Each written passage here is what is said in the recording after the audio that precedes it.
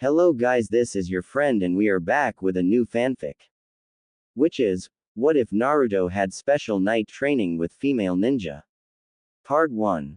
And if you enjoy this fanfic then please press the like button and subscribe to my channel for more fanfic like this. And now let's start the fanfic. It's funny how one little thing can change your whole life. For me it was an offhand comment from Ebisu that made the difference. I was finally getting the hang of water walking, after falling in that stupid ice-cold lake about a million times.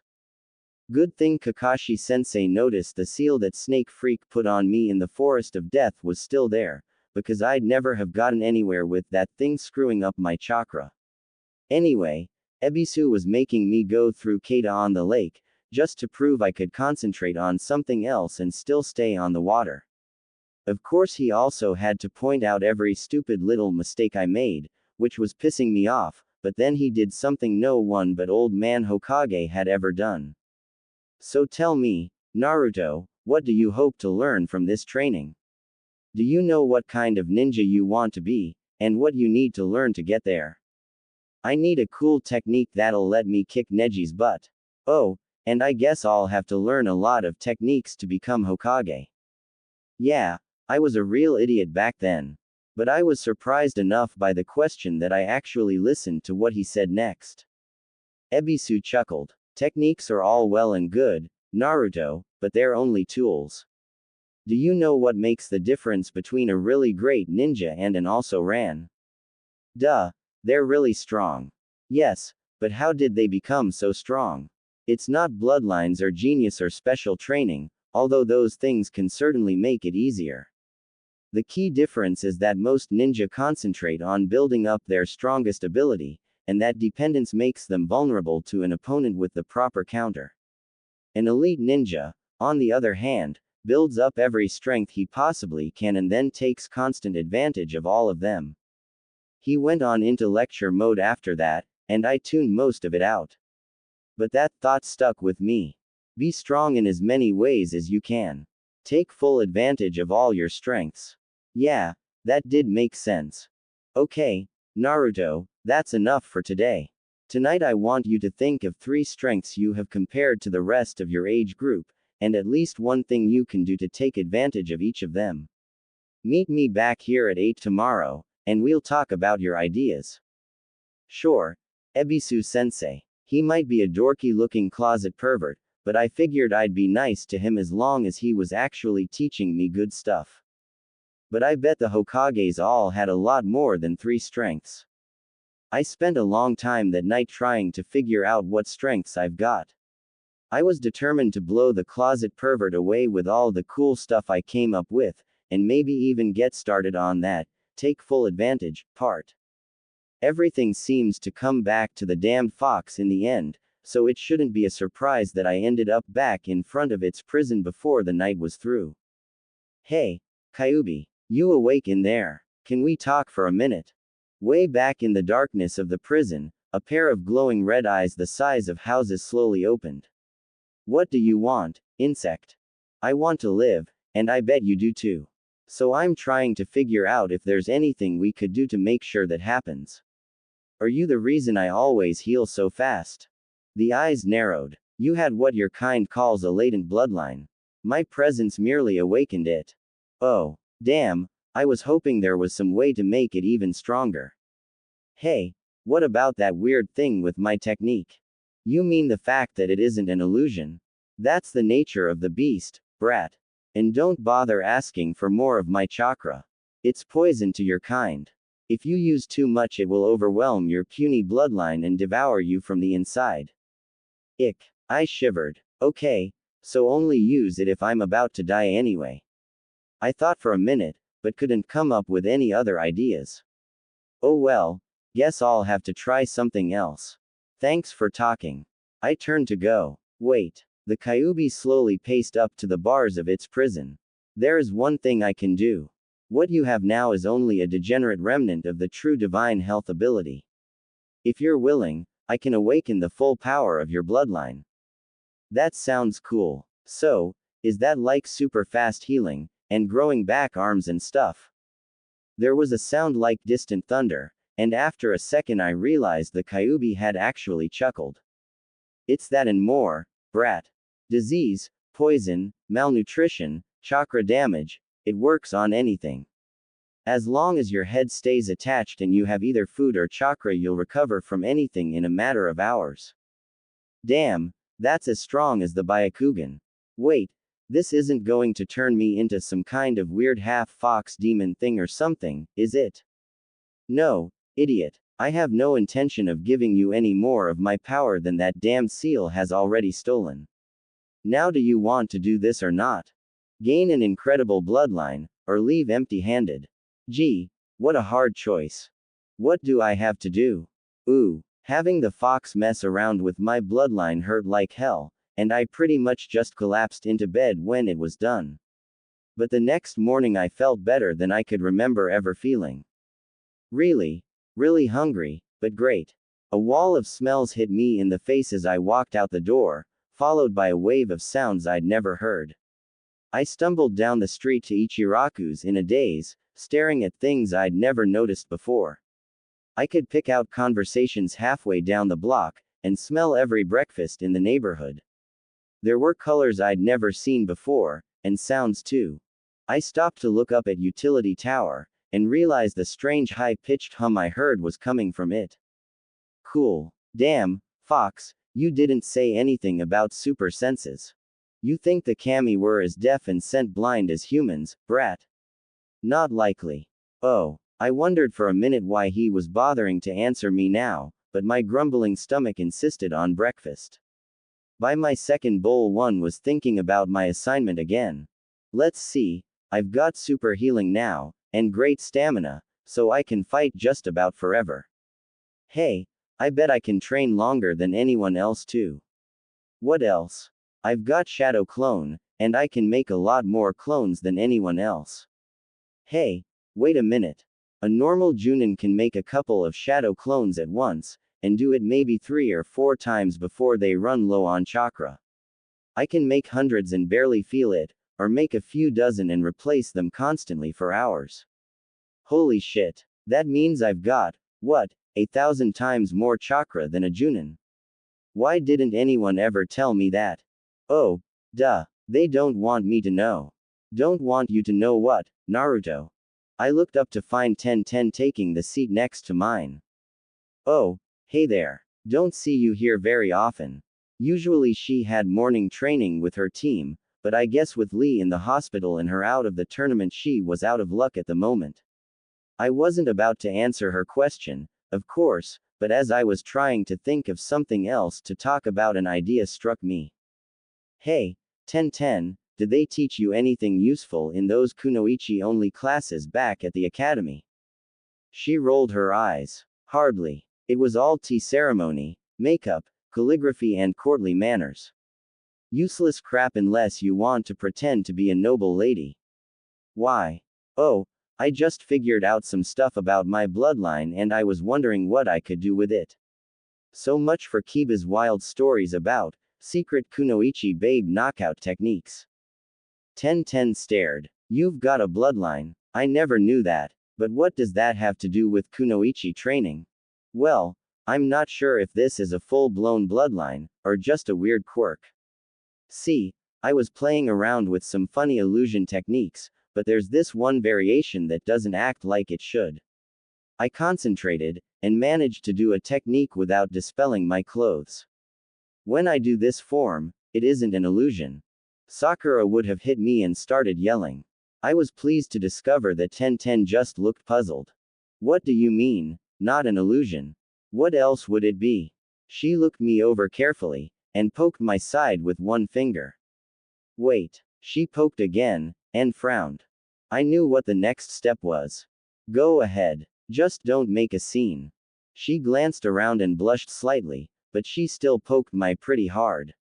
That's a dead giveaway with a normal illusion, because if they aren't supported by something real they collapse when you touch them.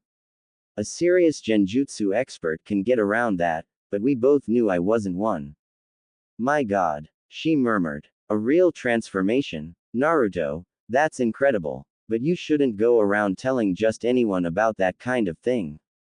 Of course not. But I can trust you. She didn't seem to know what to say about that. Anyway, that's just a funny quirk I'm trying to find a use for. I said as I changed back. Remind me next time I see you, and I'll show you my real bloodline. She gave me a speculative look as I left for the training ground, but I wasn't worried. Any girl who can talk about my weird gender swapping jutsu without blowing a gasket is way too nice to be worried about. Besides, I had so many things to think about. So many ideas that had never occurred to me before. Had I actually gotten smarter somehow? Alright, Naruto, let's hear what you've come up with. Ebisu was right on time, unlike a certain other teacher I could mention. I was starting to think training with him for a month wouldn't be so bad after all. Okay, first off, I've got stupidly huge amounts of chakra. That means my control, but I can throw around lots of big jutsu if anyone will ever teach me one. So I should try to get my hands on some simple, blow stuff up type techniques so I'll actually have something besides clones to use in a fight. Second, I'm really good with shadow clones. Since I can afford to run lots of them all day, I should start using them for training, and scouting, and work on making it so no one can tell which one is the real me. If the training part works right, I could use that to learn a lot more different things than most people have time for. Third, I've got some kind of super healing bloodline that lets me soak up tons of hits without going down. That's a great surprise for anyone who thinks using the clone decoys means I'm weak, and it also means I can train a lot harder than most people. More realistically, too. Well done, Naruto. Ebisu replied. That's not a bad start.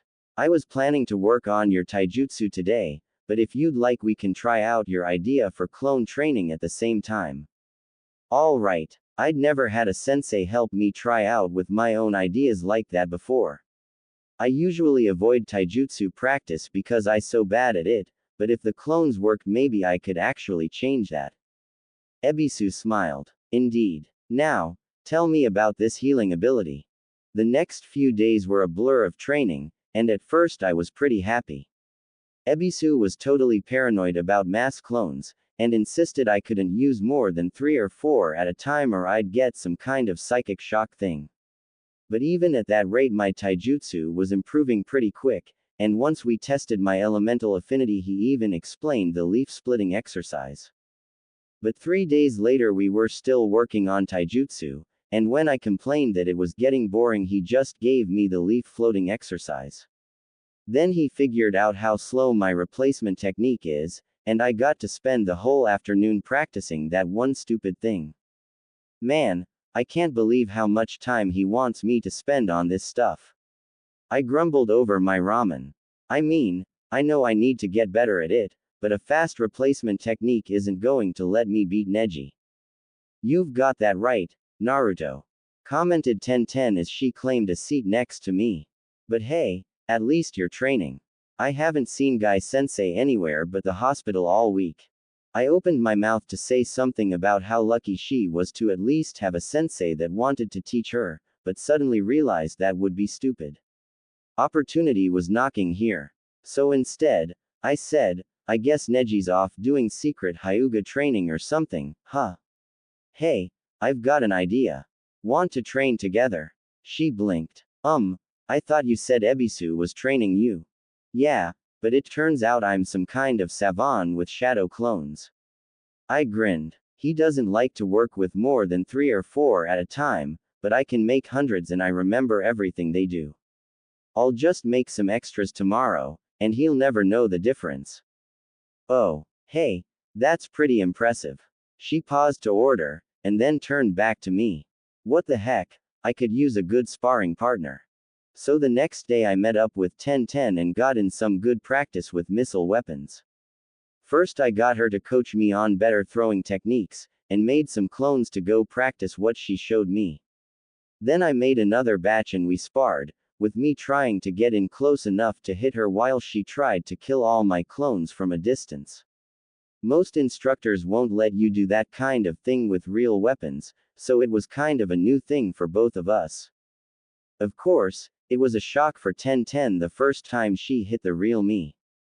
Ow. I stopped to pull the kunai out of my eye. Damn, that hurts. 1010 rushed over in a panic. Oh my god, Naruto, I thought these were all clones. Shit, your eye. We've got to get you to the hospital. Don't worry, 1010, I'll be fine. I said. Shit, I wasn't expecting hits like that. I hope this super healing thing really works, or I'm gonna feel really stupid going around with only one eye. But the bleeding was already slowing, and I could feel my chakra rushing to the wound. In a few seconds the pain faded, replaced by a weird tingling. 1010 tried some kind of first aid jutsu, and gasped. Naruto, what's going on? The bleeding stopped, and, this doesn't make any sense. Remember when I said I had a real bloodline? This is it. I'm supposed to heal just about anything, but I've never lost an eye before. Man, I'd hate to have to fight you for real. Experimentally, I tried feeding more chakra to the wound. The tingling got stronger, and I could practically feel stuff putting itself back together in there. Seriously, she looked at my eye again.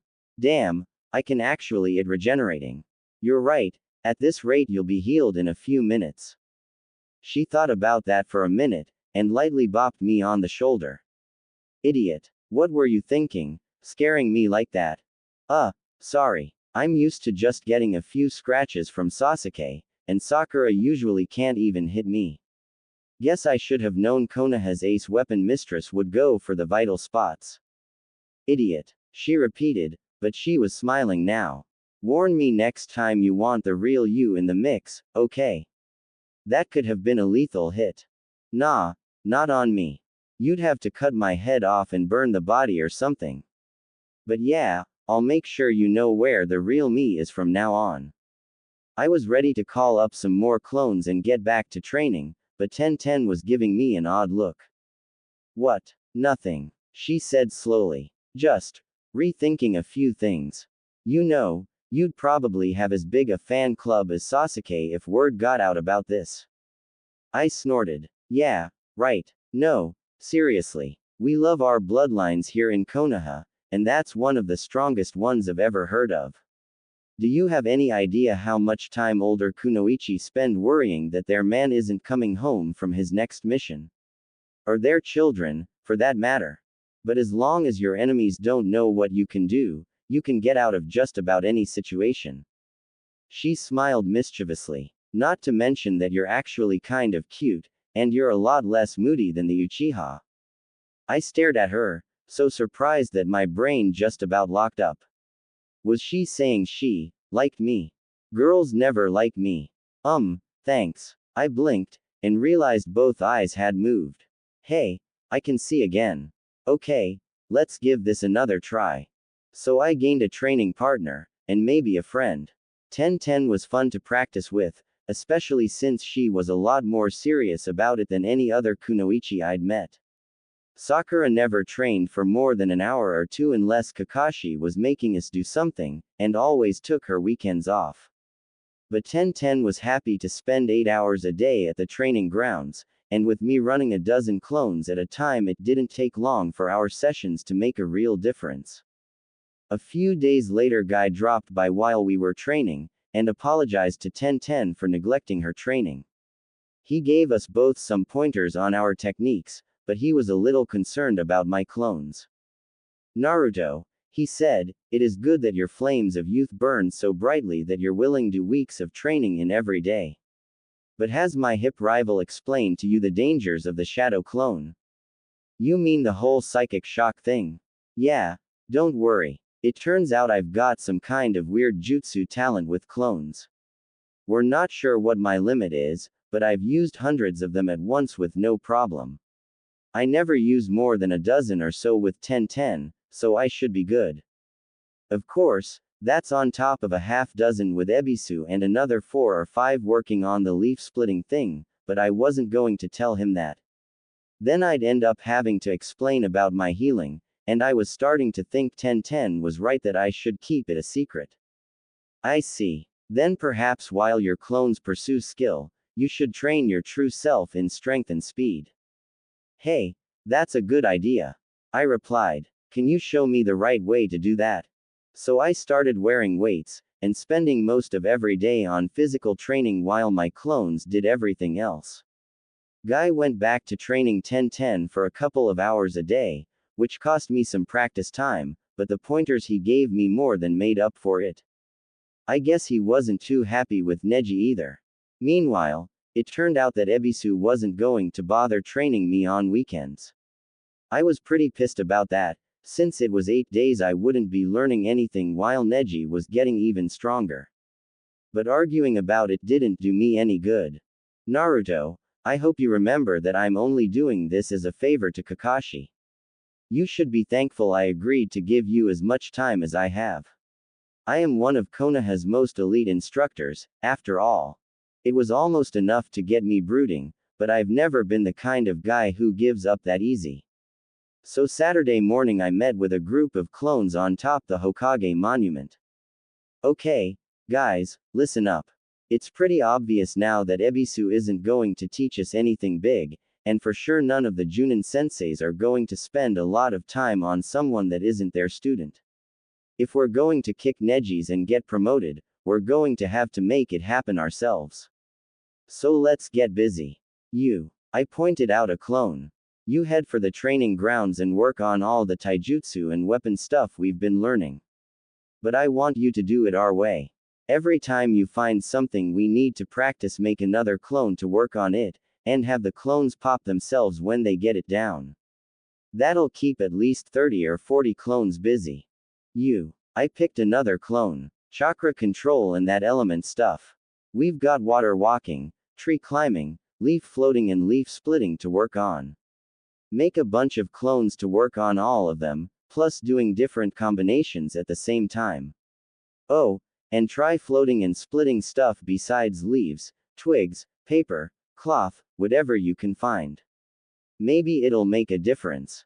You get to research making new jutsu. I told the next clone. Send some clones to the library, talk to Iruka and Sakura, bug all the instructors for hints, whatever it takes. If no one's going to teach us any real techniques, we're going to have to make our own, and I don't think everything's going to be as easy as technique. Next guy, you get to rob Sasuke. The clone grinned back at me. He's got to have scrolls for those fire techniques somewhere.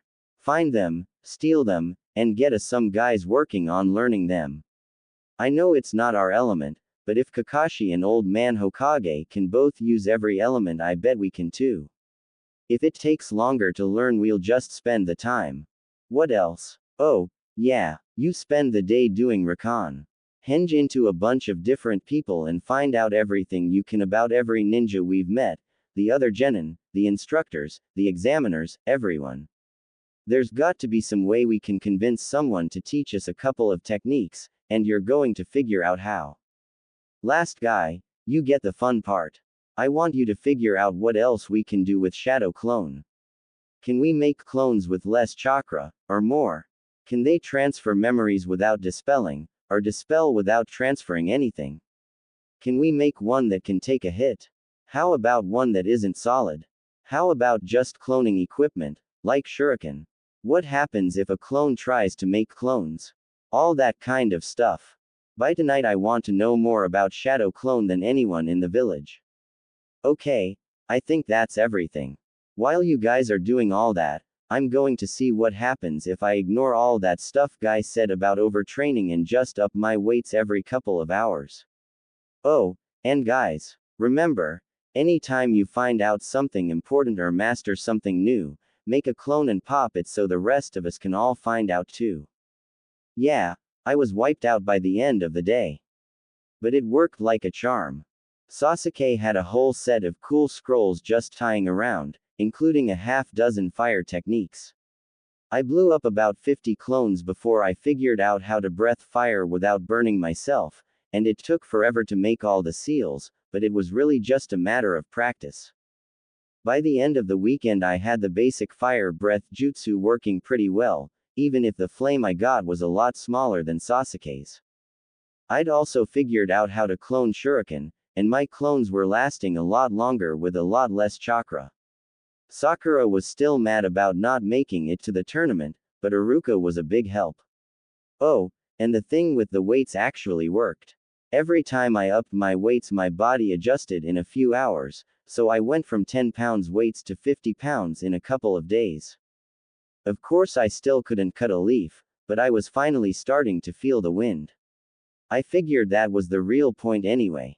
The next week, I started visiting Hinata in the hospital, which got me in good with her sensei Kuranai and gave me 2 more people to answer questions and bounce ideas off of. I found out about Asuma being wind-natured, and started bugging him for hints about wind chakra every now and then.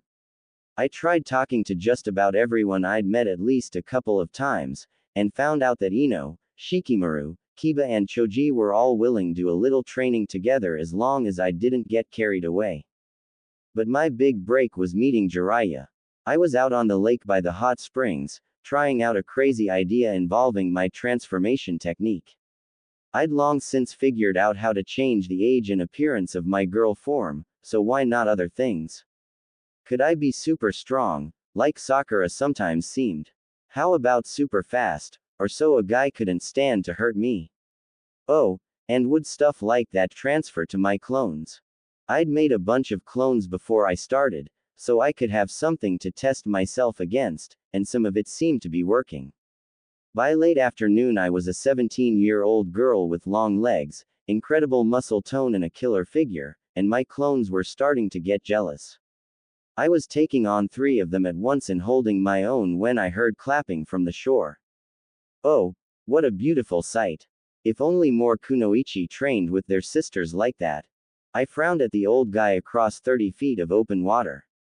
He looked like a ninja, but that wasn't a Konoha forehead protector. Or was it? Hadn't I seen a picture like that in the library a few days ago? Are you, Jiraiya? It looked like that Sanin symbol, and he sure wasn't Tsunade or Orochimaru. Indeed I am, little lady. Jiraiya the Toad Sage, at your service. But I don't remember your face from the Chunin records. I grinned at him. I'm Konoha's #1 most surprising ninja, Uzumaki Naruto. I dispelled the clones and tried to do the same with the transformation, but it didn't feel right. Looking down confirmed that I still had. I'd dropped my age a couple of years, but everything else was still the same. And, sometimes I even surprise myself. Damn, so much for a good first impression. I don't suppose you know how to fix a screwed up transformation technique. He laughed and strolled out onto the lake. Sure, kid. I should have known you were too perfect to be real. Here, a simple kai should do the trick. No, wait, it isn't an illusion. Well, the clothes are, but the body isn't. His eyebrows rose. Oh, I didn't realize henge streaking was back in fashion. It's not like that, I insisted. Do you know how expensive girl clothes are? I can't afford that, especially since I'm still trying to decide what to look like. His eyebrows went even higher. Maybe you'd better tell me exactly what you were doing, kid. Transformation techniques can be lethal if you screw them up, you know. By the time I'd finished explaining, I was starting to think his eyebrows were going to pop off and fly away. But he was still a Sannin. Well, kid, if you're not burning chakra right now, that means you've actually changed your natural form somehow. So you'd have to transform again to get back to normal. Oh. That makes sense. I concentrated, and sure enough, I felt that distinctive tingle of a real transformation as I switched to my real appearance. Phew, it worked. Thanks. No problem, kid, he sighed. Although I miss the kunoichi look already. I chuckled. Yeah, seriously hot. But it's hard to fight with that big, and long hair is just impossible. You know, kid, I could show you a couple of techniques to help with that. I was back in form in a flash. Teach me, sensei. Jiraiya was a pretty friendly old guy, even if it was a little creepy to catch him checking me out now and then. But he showed me a bunch of kunoichi balance exercises and the hair animation technique, which could actually be a decent weapon for me since I could transform my hair to any length I wanted. We went for ramen together after training that evening, and I explained a lot about my situation. I just wish I could have a sensei who'd actually teach me. I complained at one point. I mean, I get that no one wants to hand out their best stuff to a genin, but I've got to have something to work with. I'm up against Neji in the tournament, and if Gaara beats Sasuke I could end up fighting him too. I'm not going to beat either of them without some good attack jutsu. True enough, kid. What's your sensei been teaching you, anyway? I snorted. Kakashi did some teamwork exercises and showed us tree climbing. Ebisu gave me some cool advice about how to set up a training plan, but he won't actually teach me anything new. We just spend all day doing basic taijutsu drills and polishing those academy techniques. Then I had an idea. Hey, maybe you could show me a few things. You've got to have tons of cool techniques, right? I just need a way to actually hit Neji, and maybe something that can punch through Gaara's sand armor. That's not too much to ask, is it? Well, I don't know, kid. That could take a week or two, and I've got a lot of research to do. Please. I gave him my best puppy dog look, but his eyes went straight to my cleavage. He chuckled. Maybe I should have you stay like that the whole time. Sure. I shrugged, and had to smile a little at the way his eyes followed the motion. It was really kind of funny. I can do that. I need to get used to this body anyway, and it's a lot stronger than my real one. Really? That's a pretty impressive technique right there, you know. But alright, kid, you've got yourself a deal. Suand had been Hokage for less than a day, and she already hated the job. Her new office was cluttered with piles of unfinished paperwork, crop reports and tax assessments mixed haphazardly with assassination orders and secret intelligence reports. The floor safe under the desk was packed with more papers, detailing decades of intrigue and black ops even most Anbu knew nothing about. Her official calendar already had a dozen meetings blocked out for the coming week, and she was certain it would get worse. Jiraiya entered with a bottle of sake in each hand, and offered her one before turning to close the door. She accepted it without a word, and poured herself a drink as he began throwing up privacy seals. Then she saw which seals he was using, and frowned. She watched in silence for a moment, then leaned forward to sweep the paperwork off her desk in one violent motion. The documents fell to the floor with a crash, and she smirked. Finally Jiraiya finished his work, and claimed the seat in front of her desk. He raised his bottle and said, to Minato, "The best man I ever knew." She raised her own bottle in reply. "Yeah, gods, I wish he was still with us." "Me too, princess. But it's just us now, and thanks to the old man things are worse here than ever. Old Donzo's going to put a knife in your back if you give him half a chance, and you've seen how they treat the boy. Business as usual isn't going to cut it." She nodded. "I know. I don't know if we can pull it off without him, but we have to try. We owe it to Naruto, if nothing else. I don't suppose you ever finished that last assignment?" The Toad Sage grinned. "Oh, I'd say I made a bit of progress. Most of those books the summoners pull in from other worlds are useless crap, just like we expected. But I found some amazing stuff. A new approach to cryptography that makes our codes look like little kids using pig Latin. The single best book on military thought I've ever seen, and a bunch of physical training manuals from some place with huge biological research programs. Oh, can't forget the military field manuals from that America place. Those guys are just insanely thorough about documenting the nuts and bolts of how to pull off every kind of military operation you ever heard of." "And the lecture persona?" she asked. "There's got to be a story behind that." He snorted. "Yeah, the story of an idiot named Jiraiya who couldn't tell the difference between propaganda and reality. Or maybe it was all some weird kind of fiction, who knows? Anyway, there's a bunch of fun techniques some of those worlds have that we never invented here, but you can't actually control minds like that. On the good side, I know a couple dozen kunoichi on deep cover infiltration who'd love to defect if we'll actually give them decent jobs and protect them from retaliation." Typical. Tsunade chuckled. "Like the fourth always said, if you treat your people like tools you shouldn't be surprised when they betray you for someone who doesn't. I think the most depressing part of my research was finding out how many of our problems really are self-inflicted. Really? So you found a summon world with better psychology? What we call psychology is primitive voodoo bullshit.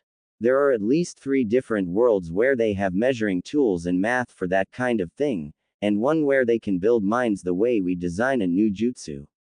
Scary stuff, let me tell you. But I can identify and reverse every brainwashing method in the elemental countries now, so we shouldn't have to worry about involuntary infiltrators. Nice. Jiraiya commented. So we can break out the old man's jutsu library and give our people real training without having to worry that it's all going to get stolen. I think we can solve the nuke nin problem too.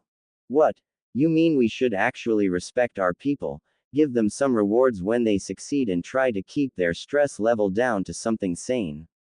Why, Jiraiya, it almost sounds like you don't want all our best people to go nuke nin on us. The Toad Sage chuckled. Yeah, it's a radical idea, but I say we give it a shot. While we're at it, we could have a policy of actually taking in any foreign ninja our people recruit, along with anyone who deserts their village over some psychotically stupid policy like telling them to murder their own comrades to prove their loyalty. Hell, if we announce that publicly we'll get so many recruits we'll have trouble processing them all. The two Sanin shared a laugh, and Tsunade knocked back another swig of sake. Then she set the bottle down and signed. We're really going to do this, aren't we? You're the one with the hat, Jiraiya replied. Are we? Yes, we are. She shuffled through a drawer and came up with a set of files, which she tossed to Jiraiya. Genin files? He asked as he flipped through them. Ah, there's Naruto and his team. And some other kids about the same age. What about them? That, said Tsunade, is the most promising group of genin in Konoha. They were all in the last Chunin exam, and several of them would have been promoted if it was still an exam instead of a public relations event. I want you to pool their Junin instructors and put together an intensive training program for the whole group, using everything we've found out since the Kyuubi disaster. In 3 months I want every one of them to have a solid taijutsu style and a good set of complementary jutsu. After that you can start running recruitment missions to bring in those kunoichi you mentioned, along with everyone else the two of us know who'd like to live like an actual human being instead of a tool. By then I'll have rammed some reforms through if I have to assassinate the advisors myself. With the extra manpower we can expand the training program to include more of the genin, and hopefully start up a real medic nin program. I see, Jiraiya agreed. At that rate in 6 months we'll have around 40 Chunin and 4 or 5 Junin who've either graduated the program or been brought in from the cold by us, plus whatever percentage of the current force turns out to actually be loyal to the Hokage instead of root or one of the problematic clans. At that point we've got the manpower to clean house properly. Exactly, Tsunade confirmed. And once that's done, we can finally go after Orochimaru. We destroy his little hidden village, recruit his best people out from under him, and keep after him until we corner him like the rat he is. He may be too much for either of us alone, but together we can beat him. Yeah, our teammate, our responsibility. Let's do this. In a hidden cave in northern Demon Country 9's ranked ninja struggled to extract the chakra of a biju from one unconscious genin. They had planned on another month of testing before their first extraction, when by sheer chance pain happened upon the Kyuubi container sleeping alone in a field. That was an opportunity too good to pass up. Most of Akatsuki's senior members were physically present for once, as they'd been meeting to lay out the opening steps of their great plan. Sasori, Deidara, Kakuza and Hidan were only projections, but their assistance was still effective enough. A steady stream of toxic red chakra flowed from the unconscious boy's mouth into the great statue they'd prepared as a receptacle for the power of the biju. Within the dank mindscape that held the Kyuubi's prison a different struggle came to a close. Fine. The Kyuubi snarled as another strand of chakra was pulled away. His tails lashed in frustration, sending waves of scalding water across the cave. I knew you'd see it my way. His visitor replied with a vicious grin. Standing 20 feet tall, with scaly blue skin and a profusion of horns, spikes, claws and fangs, the demonic creature had arrived shortly after Akatsuki's ritual began.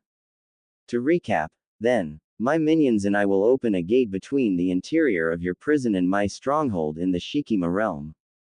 We'll feed a surge of demonic power through the gate to disrupt this human ritual, allowing you to escape through the gate to my domain. From there you will immediately travel west, doing no harm to myself or my minions, until you cross the border to the Yin domain. You'll cross the Yin domain, killing any demons who try to stop you, until you reach the Grand Nexus near Queen Lilith's palace. You'll use the Nexus to exit the Shikima realm, at which point our agreement is fulfilled. Did I miss anything? No, damn it, I agree. Now hurry up and get started, before those damned pests steal any more of my power. Pain's first warning that something was amiss was when the streamer of chakra flowing from Naruto's mouth turned from red to purple. An instant later purple chakra erupted from the young ninja's every pore, a massive tide of it surging up the connection to the many-eyed statue intended to house the stolen power of the Biju. Unfortunately, it was never designed to handle the perverse energies of the Shikima realm. The Great Seal Matrix destabilized instantly, releasing all of its stored energy in a single massive surge.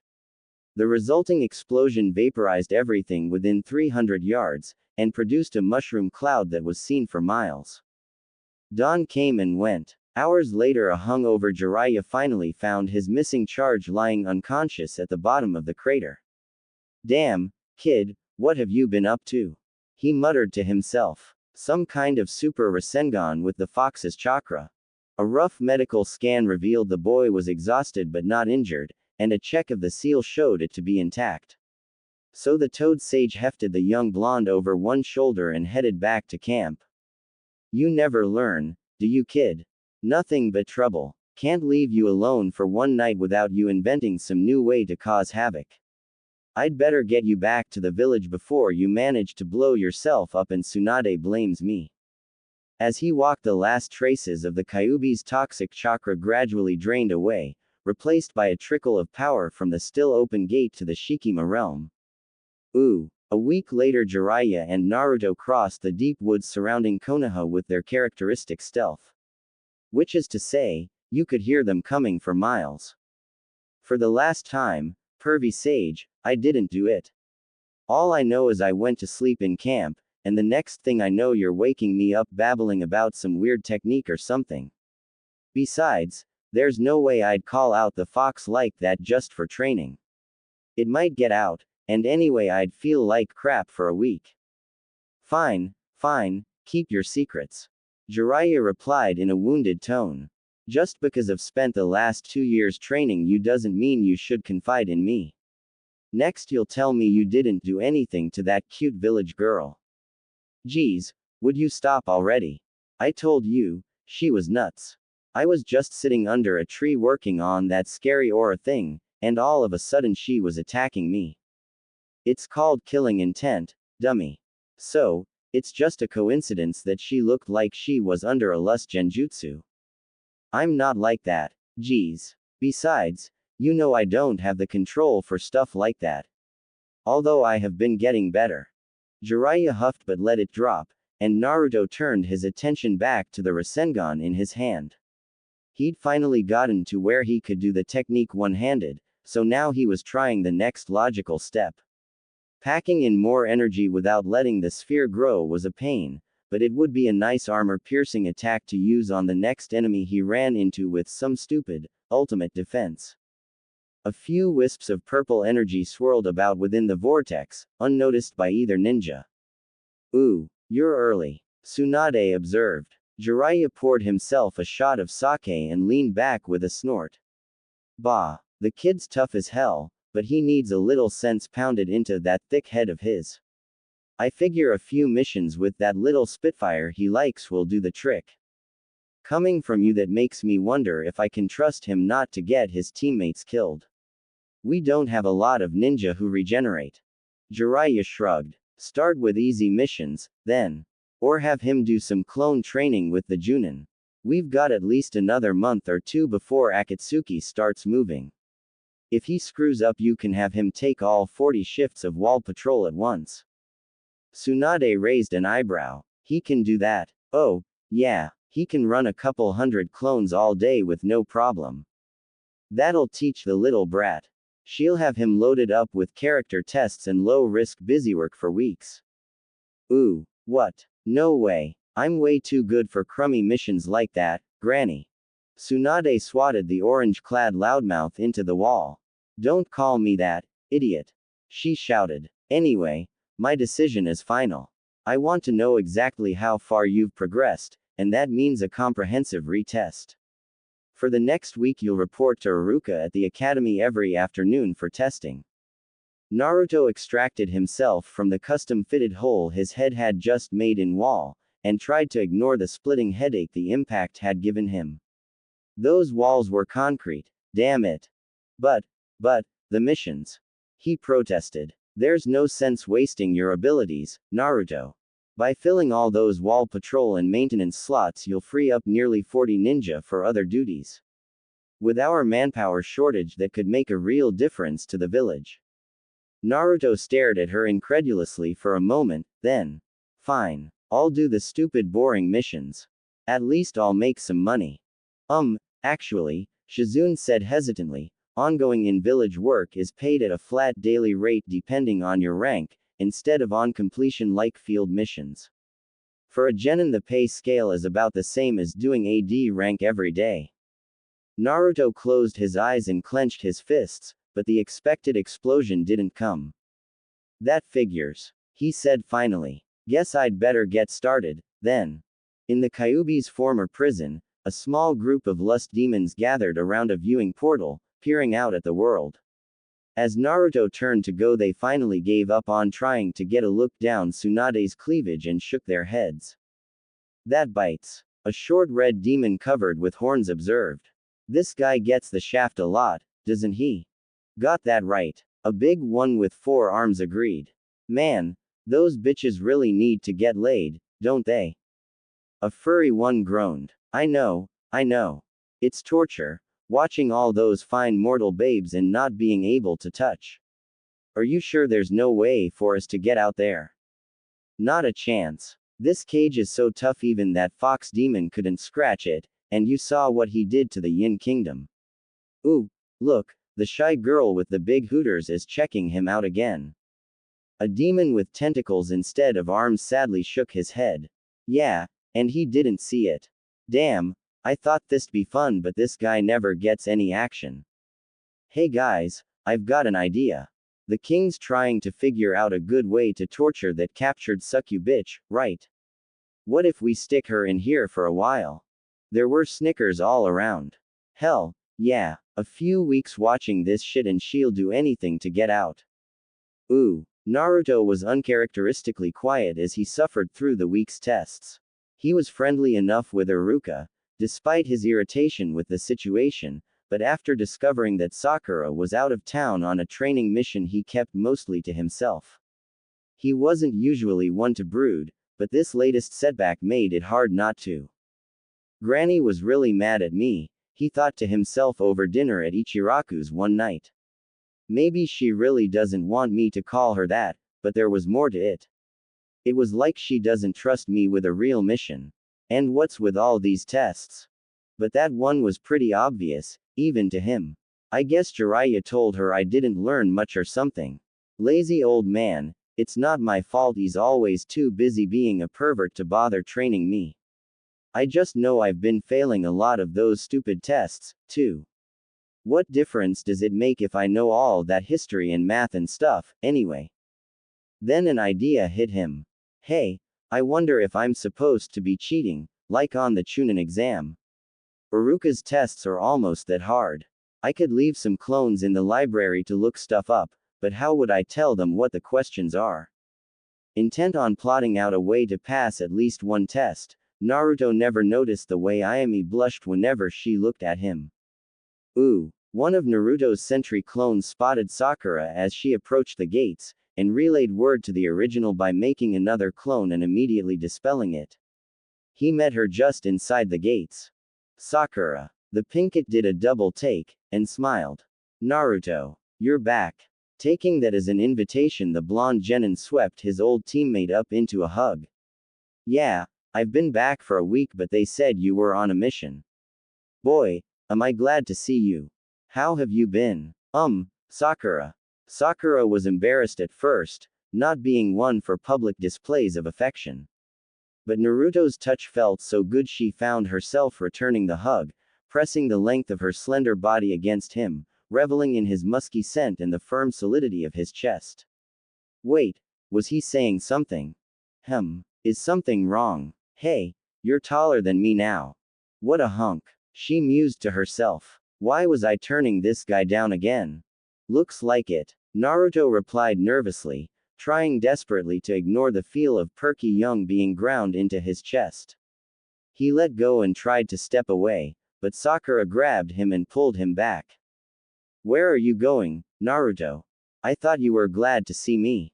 The pink-haired Kunoichi teased. I can't believe how many muscles the goof has, she thought. His chest, his arms, wait a minute.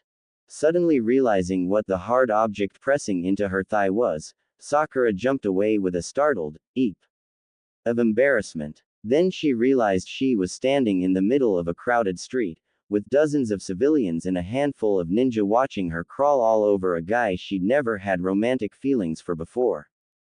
A boy who'd been studying under Jiraiya the pervert for 2 years. Oh my god, he must be using a genjutsu on me. Pervert. The volatile girl's fist slammed into Naruto's face, sending him flying. He landed 30 feet down the street, and carved out a substantial trench before grinding to a stop. Sakura stalked over to his landing spot and hauled him up with one fist in his shirt. Don't you ever do that to me again, you little freak. You understand, do you? Naruto managed a weak nod, and she threw him back down in disgust. And to think, I was actually looking forward to seeing you again. The gate guards shrugged and went back to their business as she stalked off, while a couple of passing chunin traded amused grins. The civilians variously cheered the girl on, glowered at Naruto, or ignored the whole mess. A cart ran over his leg. Ow. Naruto crawled weakly out of the road and settled into the lee of a building to wait for his regeneration to kick in. He didn't think anything was actually broken, but he wasn't going to risk wandering around Konoha alone with a bloody nose, bruised ribs and a concussion. That bitch. What the hell is her problem, anyway? He started. The Kyuubi talked in his head once in a while, but this voice was different. High, clear, musical, it sure sounded like a girl. Maybe the concussion was making him hear things. I mean, seriously, you weren't even going for a conquest. You were being gentle, and considerate, and I bet you'd even stop if she wanted you to for some reason. Or all human girls that screwed up. Hello, who are you? Oh, sorry, I guess I should introduce myself. I'm Yoriko, and it looks like I'm your new prisoner. Excuse me, what happened to the fox? The giant nine-tailed fox demon. Apparently the lord of the Yang Dominion made some kind of deal with it. It rampaged across half the kingdom and killed a lot of our best fighters before it left, then those bastards came along behind it and conquered us. Naruto scratched his head. Okay, I'm totally confused now. His splitting headache wasn't helping either. The voice sighed. I guess it is a long story. Why don't you come visit me when you get a chance, and I'll tell you what I know. You do know how to get in here, right?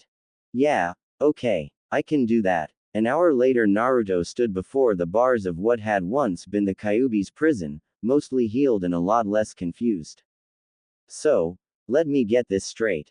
That weird glowing thing leads to the demon realms, he said, pointing to a narrow oval slash in the air.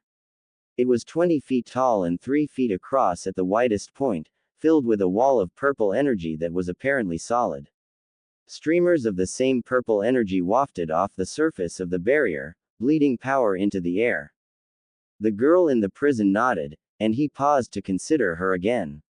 She could have passed for human if it weren't for the bat wings, horns and tail. She was slender and delicate, with the most beautiful face he'd ever seen, and she didn't seem to mind the fact that the raven locks that cascaded clear to her knees were her only clothing. He looked away and tried to focus. Okay, so this demon realm has two kingdoms, one all guys and the other all girls. You think the guys made a deal with the Kyuubi and let him out, and then he went on a rampage and tore up your kingdom? Yes, she replied sadly. Mother's dead now, and the royal guard was wiped out. I'm all that's left. Right, 'cause you're a princess. Wow, so why'd they stick you in here? Demon realms have a lot of magical power that can only be called on by the rightful ruler. If they kill me, it'll pass on to some other demoness from my realm, and she'll probably start a rebellion. Locking me up keeps that from happening. Besides, they probably think I'll crack from frustration eventually, and then they can make me pass the link to someone else. Okay, I think I get all that. But what's so bad about being stuck here? I know it's dark and probably kind of boring, but it's not like you're being tortured or something. Yoriko laughed. I guess you guys really don't have much contact with the hentai realms. I'm a demon, Naruto. I'm not totally obsessed like some of my kind, but I need it as much as you need food. If I'm stuck in this cage alone long enough, I really will lose it. First I'll turn crude and then I'll start pleading and begging, and eventually my mind will go completely and I'll just jump anything I can get my hands on. Naruto stepped back with wide eyes. That, Yoriko-chan. Is there anything we can do about it? How long do you have, anyway? She shrugged, and he tried not to notice all the interesting things the motion did to her anatomy. If I can't get any action at all. A few years until the final stage, but you'll start noticing the change in a couple of months. As far as what to do about it, I'm not sure. I won't insult you by asking you to come in here and help me out. You'd have to be a complete moron to trust a strange demon that much. Naruto wisely refrained from pointing out that he'd been thinking about exactly that. Obviously the same goes for opening the prison. She continued. So I suppose it comes down to what kind of powers you have and how much you're willing to help. This seal has all kinds of strange stuff built into it, so I bet we could figure out some way to get me a little energy if we put our heads together. Heck, the way it's blending our power, I might be okay just from whatever fun you have. A few weeks ago her last comment would have flown over Naruto's head, but that was before the brain damage caused by a lifetime of exposure to the Kyuubi's poisonous chakra had finally regenerated. He was a little more observant now. Well, don't get your hopes up there. Girls don't like me. I noticed. Stupid, clueless, uptight humans. If I could get out there, I'd show them all just what they're missing. Thanks, Yoriko. Ooh, Naruto's attempts to get advice about his odd situation were less than fruitful. Jiraiya had already left town, and apparently Tsunade had never heard of the Shikima and found the whole story ridiculous. The fox is just trying to trick you, Naruto. She declared, using illusions to look like a cute girl and try to get sympathy. Why the hell are you listening to it anyway? Don't you realize you can't trust anything it says? But Tsunade. No buts, kid. I want you to stop talking to that thing before it tricks you into letting it out somehow. That's an order, got it? I don't understand, Naruto. You've got far more power than she does, even if she does have more experience. So why doesn't she take you seriously? The Shikima princess asked. No one ever takes me seriously, Yoriko. He silently answered. Understood, Hokage-sama. He replied out loud. I guess I'd better get back to work then. The jump into the past was even more disorienting than I'd expected. I awoke in a small, weak body with only the barest flicker of chakra, and opened my eyes to an oddly flat and colorless world. Then the nausea struck, and I barely reached the bathroom in time. But it passed quickly, and after a shower I was beginning to feel almost human again. Still weak and pathetic, but I should have expected that. I was 13 again, after all. So I dressed in the clothes I hadn't worn since I was a boy, checked the calendar to make sure of the date, and made my way to the bridge to meet my team. I'd find time to train myself up to a better condition soon enough. My teammates were already waiting, As usual. It took all my self-control not to give myself away when I saw Sakura sitting on the rail of that little bridge with waist-length hair and not a care in the world. How did such a delicate, pampered thing ever grow into the genius medic nin I remembered? I slouched up to the bridge and assumed my old position, leaning against the rail. Sasuke, she exclaimed. Good morning. How are you? I replied. I let her babble at me for a few minutes while Naruto eyed us with poorly concealed jealousy. As if he of all people had anything to be jealous of in that respect. I ignored them both for a few minutes while I contemplated my options. I hadn't been given the luxury of planning this operation in any detail, not with Naruto dying and the Kyuubi about to go with him. I shook my head. That future would never happen now, so there was no need to dwell on it. This time I wouldn't make the same mistakes. I didn't need Orochimaru's help to regain the power I'd had before. I just needed to train. But with that in mind, I didn't have time to waste hours every day waiting on a sensei who was always late. Mind made up, I swung over the rail and stepped onto the water. Naruto stared at me. Whoa. What are you doing, Sasuke? Training, I replied. Reverting to my old body had seriously weakened my chakra control, and I found that it took significant concentration to stand on the surface of the stream instead of falling through. You should too. Good idea, Sasuke, Sakura agreed. We can at least do something productive while we wait. How do you do that? When I was really 13 I would have ignored her. But I'd had cause since then to regret throwing away my ties to the village. It's like tree climbing, but you have to adjust the chakra flow constantly as the water moves. Naruto frowned and scratched his head. Oh, I see, Sakura said happily, and walked around to the edge of the small stream. She tested it with one foot, adjusting her chakra delicately as she probed its interaction with the water. After a few moments she nodded in satisfaction, and carefully stepped out onto the surface of the stream. Yeah, she figured out water walking in about 30 seconds after one offhand comment. That's Sakura for you. If that girl had motivation to match her talent she'd be almost as strong as I am. Naturally Naruto blundered out onto the water and promptly fell in. I ignored him as I started a slow kata.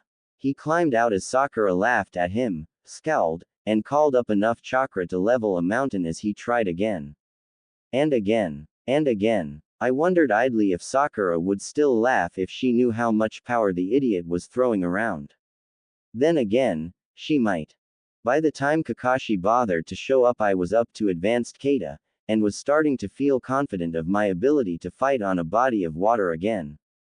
Sakura had long since mastered the exercise to her satisfaction and retired to the bridge to rest and watch me, while Naruto could just manage to stand in place for a few minutes as long as he didn't get distracted.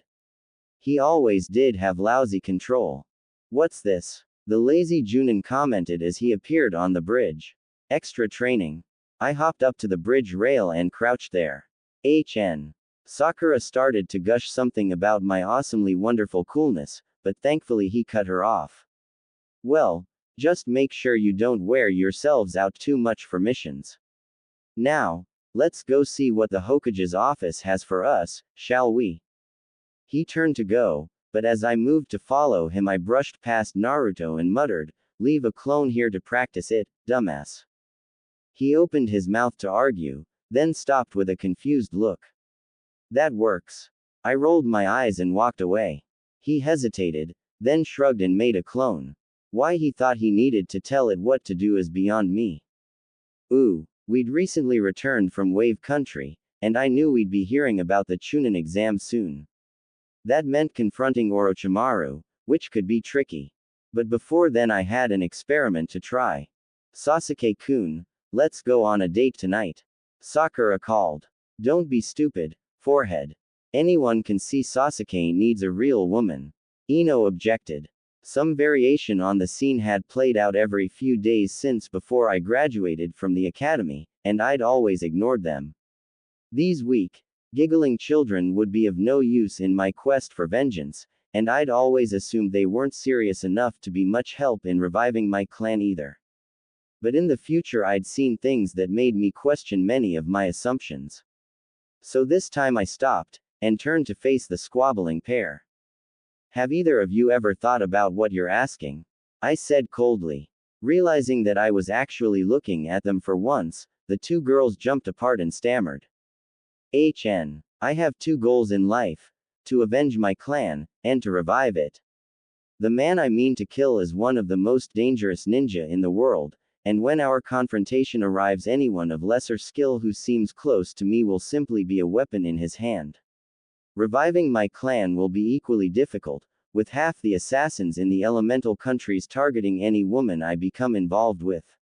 Soft, giggling schoolgirls would be of no use in either venture. They gaped at me. Ino recovered first. What? Are you saying we're not strong enough for you?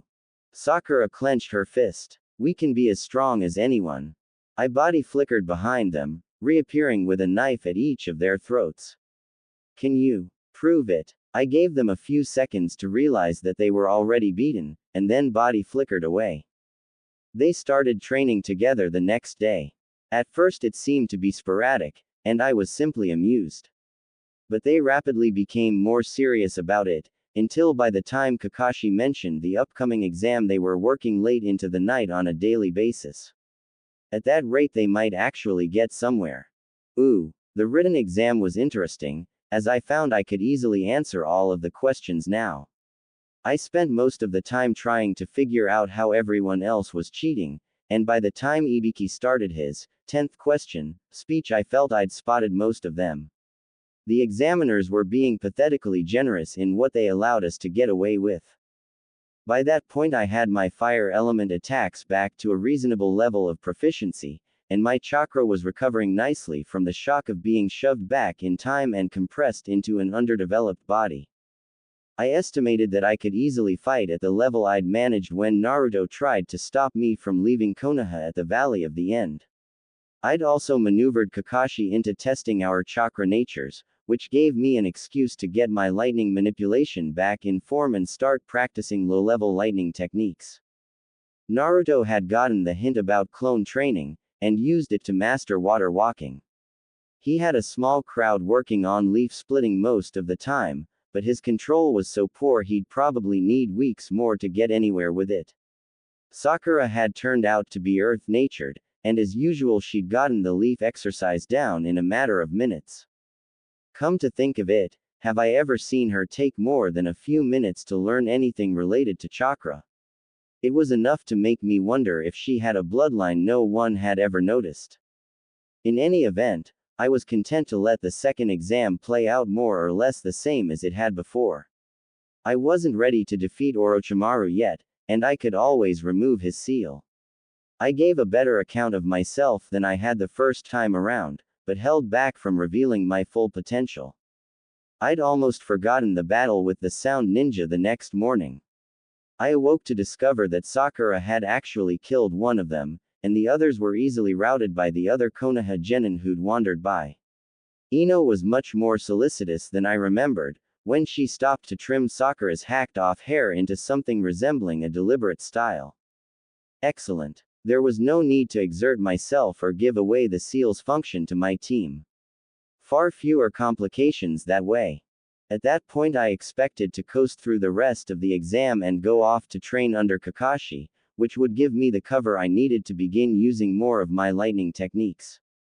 But the remaining battles in the forest were much easier than I remembered, which led to our arriving at the forest arena half a day early. By the time the pre-finals started I was fairly well rested and Kakashi had already sealed Orochimaru's mark, so I had a chance to watch the fights that I'd missed the first time around. Damn, kid, what do you call that technique? Jiraiya eyed the teenage Kunoichi appreciatively. Her beauty was only accentuated by the wisps of mist that preserved her last shreds of modesty. It had to be an illusion, of course, but to think a genin could manage such quality. I call it technique, she replied. You like it? Oh, yeah, big, perky, jiggling with perfect realism as she squirmed slightly under his gaze. The subtle flexing of muscle in those long legs. The drape of the waist-length hair, blowing slightly in the breeze. How could a genin pull of such a perfect illusion? Then, will you train me? On one condition, he replied with a grin. You must stay in that form whenever you're with me. Naruto gaped at the old pervert. What? But the flash of anger didn't last. So he wants to look at a pretty girl, she thought. So what? I like to look at pretty girls too. At least he doesn't turn into one, and then spend half the night doing perverted things with clones. But if I'm going to go that far, I ought to get more out of it than just water walking. She sighed, and dropped the part of the shape-shift technique. A quick henge saw her dressed, in orange shorts and a black sports bra partly concealed by an orange half-jacket. I guess I could do that. But I need to do some serious training if I'm going to kick Neji's butt in the Chunin exam, and I don't think water walking is going to be enough. Can you teach me something I can actually win the tournament with? Hey, I don't think we've been properly introduced, little lady. I'm Jiraiya the Toad Sage, one of the 2 strongest ninja in Konoha. He frowned. But the Chunin exam is almost a month away, and training little brats is always a pain. I'm not so sure it's worth the trouble, even if you do make a cute girl. Jiraiya. Wait, isn't he one of those S-rank ninja they talked about at the academy? If I can get him to train me, I'll pass for sure. Not enough, huh? Then what about twins? Shadow clone technique. The puff of smoke cleared to reveal 2 identical blonde bombshells. One stood with hands on hips, chest thrust out to emphasize her substantial cleavage. The second snuggled up suggestively behind her, with both hands around her waist. I'll make you a deal. You train us both to kick Neji's and pass the Chunin exam, and we'll both stay like this the whole time. The clone grinned over her shoulder at the older ninja, and cupped the originals as she added, yeah. We'll even throw in fan service. Will you stop that? The original objected. We're in public here, remember? Jiraiya stared, fighting the impulse to jump the girls right there. Then his brain caught up with his hormones, and he stared again. Wait a minute. Dispel. The illusionary clothing vanished under the impact of his technique, but both girls remained. Hey, shouted the original as she conjured another set. Quit that. That isn't a henge. The Toad Sage said slowly. Where'd you learn that, kid? No one in Konoha has a technique like that, and if they did they sure as hell wouldn't teach it to the Kyuubi brat. So either it's an effect of being a Jinchuriki, or I invented it, Naruto proclaimed. This technique is so powerful, it even defeated the Hokage. Yeah, the clone giggled. But I don't think it's going to work on Neji. A guy with hair like that is definitely batting for the other team. Jiraiya chuckled. Wouldn't surprise me, kid. But we're talking about some pretty intensive training here. Do you really think you can keep up both those techniques all day and still have the chakra to work on new stuff? Most Junin wouldn't have the chakra for that, but the kid's aura was pretty impressive. Are you kidding? This is nothing. The clone stepped back with a grin and formed a seal. Check this out. Mass shadow clone. When the smoke cleared, there were hundreds of clones crowding every rooftop in the district. The nearer ones waved and blew kisses. Chakra's the one thing I've got plenty of. The original said proudly. I can do stuff like this all day. Then the clones all dispelled themselves at once. The fact that Naruto was still standing afterwards impressed Jiraiya even more than the demonstration of cage-level chakra reserves. So the kid's resistant to memory integration shock, on top of everything else.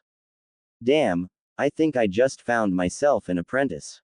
His eyes glazed over momentarily at the image of dozens of buxom blondes eagerly following his training instructions. Oh, hell yeah. Let's see. I'll have the original do physical conditioning and speed training, but what about the clones? Lots of kunoichi-style taijutsu, obviously. Maybe heavenly fist style. Yeah, lots of jumping and tumbling in those kata, and it even makes sense. Make her clones good enough at dodging and they might as well be real ninja, especially if they're fast enough to actually hit an opponent. Yeah, we can keep a dozen clones at a time working on different parts of that style, easily. If she can handle that, we'll put a few more on chakra control exercises, maybe show her Rasengan if she's up to it. If not, there's always the Kunai on chakra strings trick. Even a Hyuga can't dodge dozens of attacks at once for more than a few seconds. Alright, Naruto. You've got yourself a deal.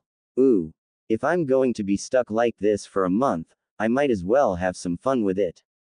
Naruto was alone in his crappy little apartment, contemplating the deal he'd struck with the old pervert. Well, alone unless you counted the clone he was examining. Better get rid of the whisker marks, then, she replied, and maybe change the face some. We don't want anyone recognizing us.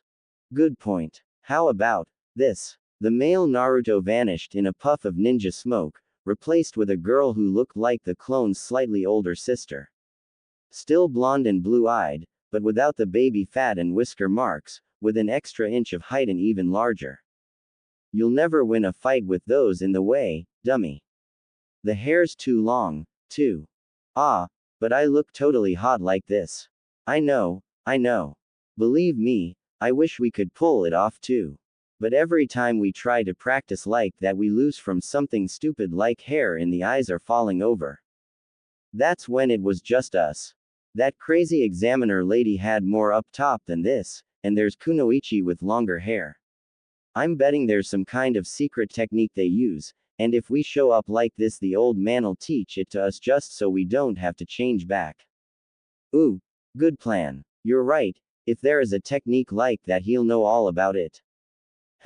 In that case, I say let's go full goddess mane with the hair.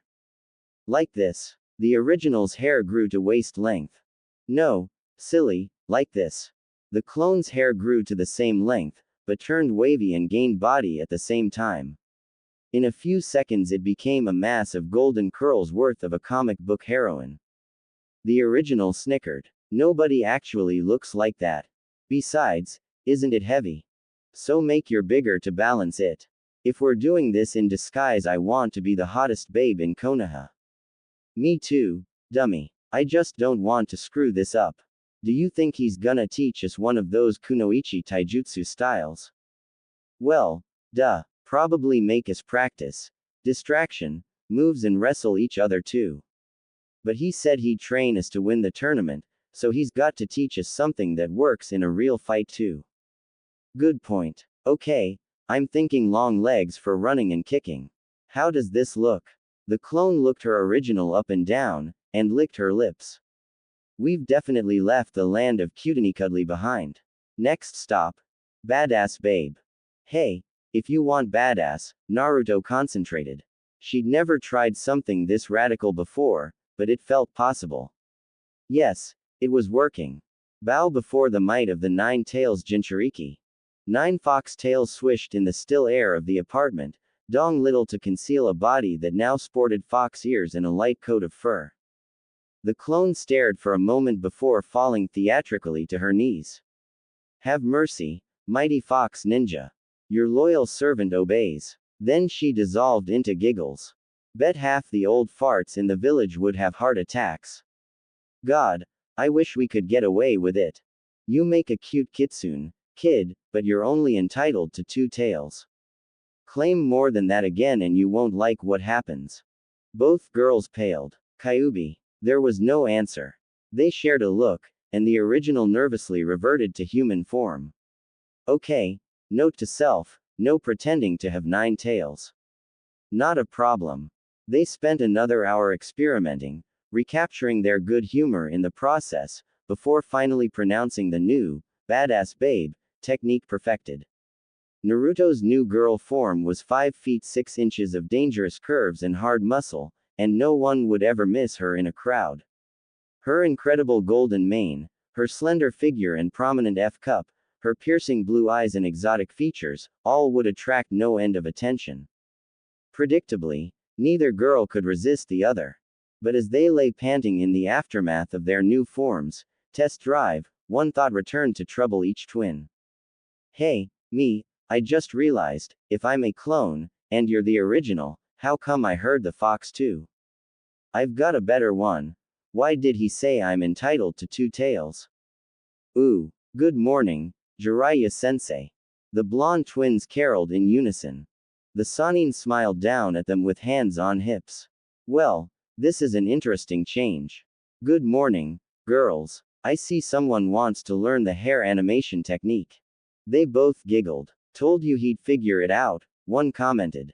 Do you mind? The other one asked. We can turn back if you want, but if I'm going to be a girl for a month, I'd rather be like this than all soft and cute. That's fine, kid. He laughed. It isn't really secret, it's just most kunoichi don't need it. So does this new identity have a name? I'm Naruko, the original, said one. I'm Naoko, the clone, said the other. And if you can tell us apart, we're going something wrong. They finished in unison. He laughed again. Okay, girls, we'll go with that. Now let's see if you can do that water walking exercise. The two buxom blondes wobbled unsteadily across the surface of the lake in their skimpy orange and black bikinis, falling in regularly as they struggled with the unfamiliar water walking technique. Jiraiya lounged on the shore, alternating between ogling the scantily clad kunoichi and mocking their lack of skill. After an hour of fruitless struggle, he called them back to shore with a gruff command to mold some chakra and hold it. After that, he quickly identified the source of the problem. This seal, he said, pointing to the 5-pointed mark surrounding the Kyuubi's seal. Where did you get it? Damn it, is that thing still there? Naruto's clone exclaimed, examining the marks that had appeared on her original's belly. That snake freak did it when we fought in the Forest of Death. I think that's what shut down the, well, anyway, it was a real pain. I know all about the fourth Hokage's seal, Naruto, replied the Toad Sage. But it's Orochimaru's edition that's causing the problem. The fourth seal was designed to let you draw on your prisoner's chakra, but this thing is causing it to flow unevenly. So that's what's doing it. Man, I was starting to think I really do. Can you fix it? Sure thing, kid. 5-element seal release. 10 minutes later, she was gleefully leaping across the lake, keeping effortlessly to the surface despite her acrobatics. Jiraiya gave her all of a minute to enjoy her success before he started throwing kunai. Ooh. Having seen his student maintain a clone from dawn to dusk without apparent effort, on the second day Jiraiya made more use of it. The real Naruto got a set of 10-pound weights on each arm and leg, and a grueling day of strength and speed training. The clone spent the day on taijutsu drills, first on land, then over water, and finally while dodging the occasional thrown shuriken. Jiraiya was impressed by his new student's stamina, and resolved to test the limits of her phenomenal chakra reserve soon. Too bad the body-shaping exercises he was teaching her wouldn't pay off for a few years. Even the limited regimes that kunoichi like Enko and Tsunade followed could have a phenomenal effect, so the thought of a righteous babe like Naruto innocently following his own carefully researched program until it took full effect was decidedly drool-worthy. Ah well, he thought, I'm old enough to be patient. I'll just have to swing by Konoha every now and then to check her progress. Heh. Naruto was discouraged to discover how bad her taijutsu, but heartened by Jiraiya's promise to make her the ultimate kunoichi babe in time for the exam. At first she was skeptical about mastering a whole taijutsu style in only a month, no matter what the old man said. But that evening she dismissed her clone before bed, and suddenly discovered that she remembered both versions of the day's training. After that, her confidence was unshakable. Ooh. What do you mean you don't have a training plan? Naruto shrugged, most of her attention still focused on lunch. Kakashi never talked about anything like that. I just learn whatever techniques I can get my hands on, and then figure out a way to use them. HMPF. You'll never get anywhere like that, kid. All great ninja create a personal combat style that builds on their unique strengths, while compensating for their weaknesses. You need to pick out a set of techniques that complement each other, and add up to something hard to beat. The Sanin contemplated his young student for a moment. Is this kid just a complete blockhead, or what? Oh, well, I suppose tough, stacked and smart would be too much to hope for. Better keep it simple. Okay, kid, let's start with the obvious. What are your strengths and weaknesses as a ninja? The original continued stuffing her face, but Naoko answered immediately. I'm Konoha's #1 surprising ninja. Plus I've got lots of chakra and stamina, and I heal really fast. But my taijutsu, and everyone says my chakra control's not that great. Oh, and I don't know many techniques. So I guess I'm a brawler type, right? No apprentice of mine is going to be a brainless brawler, kid. What can you do that other genin can't? I can turn into a girl. Come to think of it, I wonder if I could do anything else with that. I'm a lot better at stealth than anyone thinks. I can usually get away from Chunin teams in the village. Oh, and I can make tons of clones, way more than even most Junin. I guess I can call on the fox's chakra as a last-ditch technique, but I don't really like doing that. Now we're starting to get somewhere. So what kind of fighting style would make the most of all that? Remember, you want to take advantage of every ability you can, while not exposing any weaknesses. Surprisingly, she actually thought for a minute before answering. Well, first I need to get a lot better at taijutsu and thrown weapons, so my clones are more of a threat. Maybe learn some kind of technique to keep them from getting hit, and work on tactics to keep them from getting wiped out by simple stuff like a big area jutsu.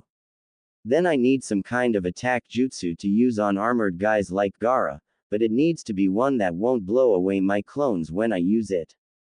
Remembering Lee's fight with Gaara reminded the blonde of the rest of the first round of fights, and gave her more ideas. More speed would be good, so I can avoid attacks and get in close with ranged types like Tamari. Some way to blow stuff up without having to have my hands free, for getting out of grappling attacks like Gaara's sand coffin. Most ninja are guys, so I could use girl clones and play up the thing to take out the perverts.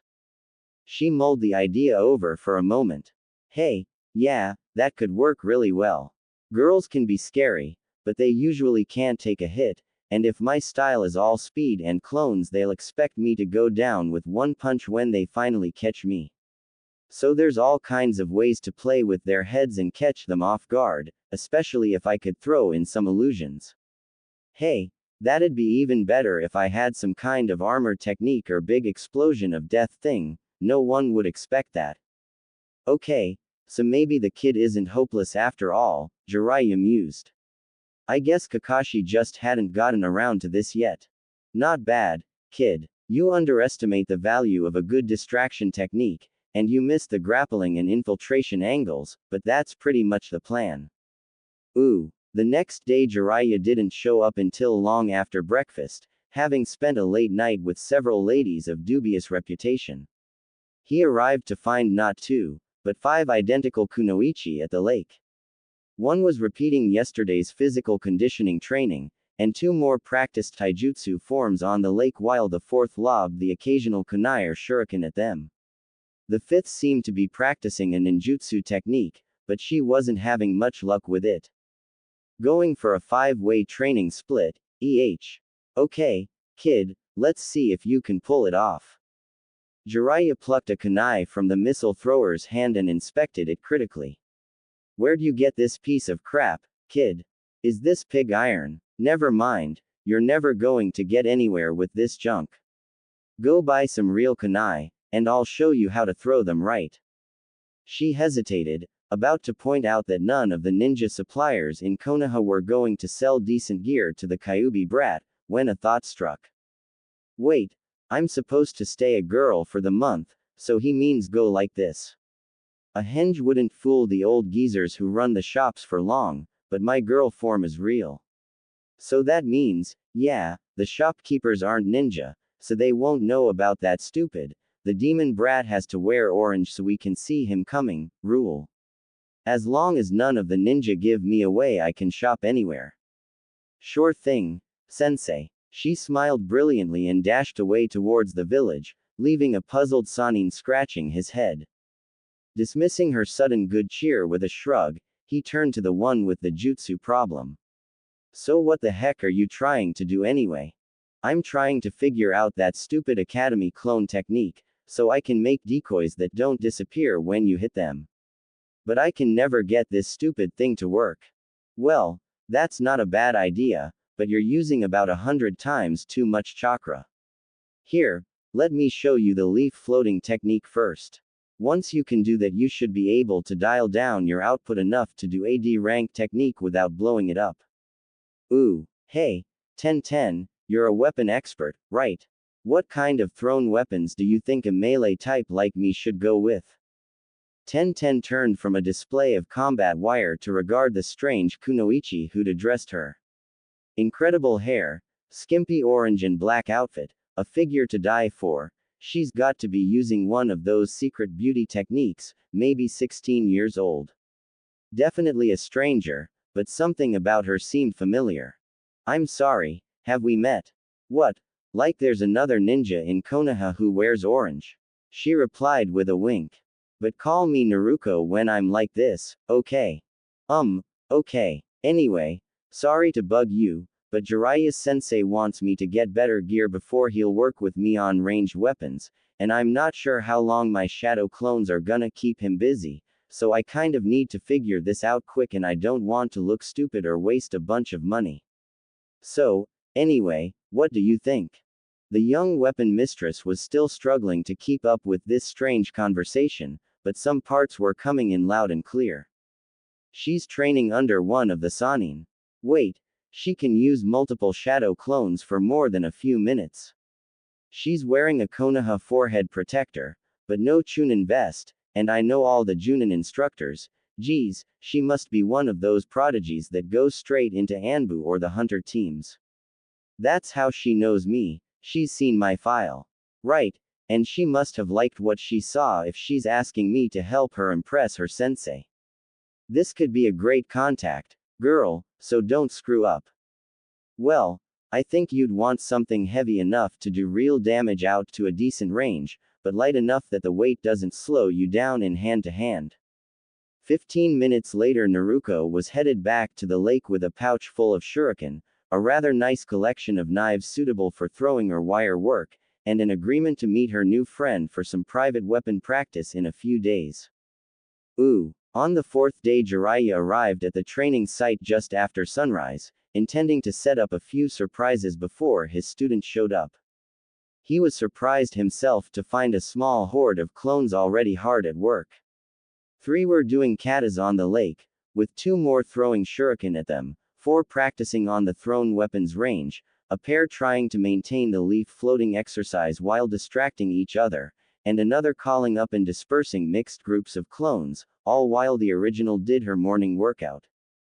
Damn, how much chakra does this kid have? He considered this new development with amusement. Looks like the kid's got a real affinity for clones, alright. Well, if she can really run this many at once, we can afford to spend some of her time on non-combat training. Ooh, hey, Pops, how's it going? The breakfast rush was over, and the small ramen stand was deserted. Stared momentarily, and then grinned at the unexpected visitor. Naruto, is that you? What are you up to now, you little scamp? Hey, yeah, but I have to go by Naruto when I'm like this.